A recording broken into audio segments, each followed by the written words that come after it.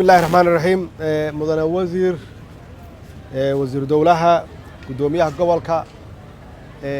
bahda waxbarashada heer federaal iyo heer gobol waxaan ku salaamay assalaamu calaykum wa rahmatullaahi wa barakaatuhu runtii maanta waxay noo tahay farxad iyo sharaf weyn in mar kale iskuulka hoose dhexe sare ee Maxamuud Mire mar kale aan ku daahfurno barnaamijka sida uu sheegtay dugsiga sare sanadkii hore markaan halkan nimid waxaan furnay oo aan daahfurnay barnaamijkii dugsiga dhexe haddana in aan runtii fursaddan qaaliga ah aan u yeelanay kulligeen nasiib inaan daahfurno barnaamijka dugsiga sare runtii waa ilaahay mahadiis waana runtii waa hawl wasaaradda aad adigu hoggaanka u hayso ay juhdi iyo waqti badan gelisay iyo hay'adaha kale oo idinka caawinayay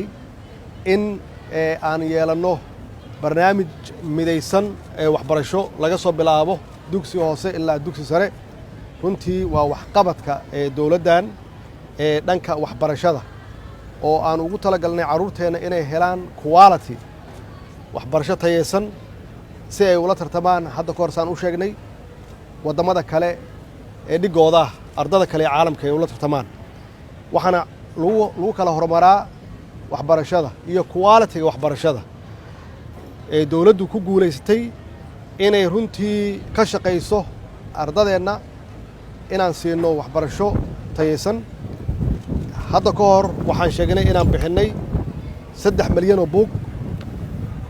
macallimiintan aan ugu talagalnay training curriculum books inaan ugu talagalnay 200,000 haddana aan diyaar u nahay inaan bixinno 1 milyan buugaag gaaraysa guud ahaan dalkoo dhan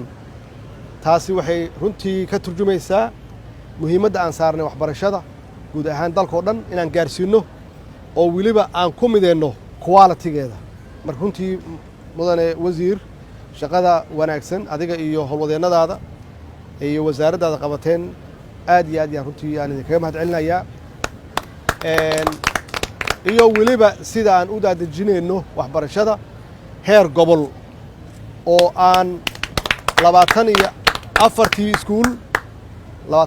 iskuul aan la wareegnay iyo 65,000 arday ay hadda maamulkoodii la wareegeen gobolka banaadir ay la wareegeen weliba annagoo kor joogtaynayna oo ilaalinayna tayadooda waxbarasho heerkii aan ugu talagalay inay taagan yihiin kobcinayna runtii aqoontooda oo aan insha Allah hadduu ilaah yidhaahdo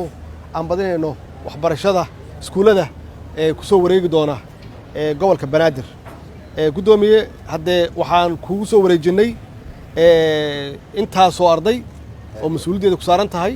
ilaahay kuu fududeeyo annagu waxaan rabnaa in ardadaasi ay tayadooda kor u sii kacdo oo kor loo sii qaado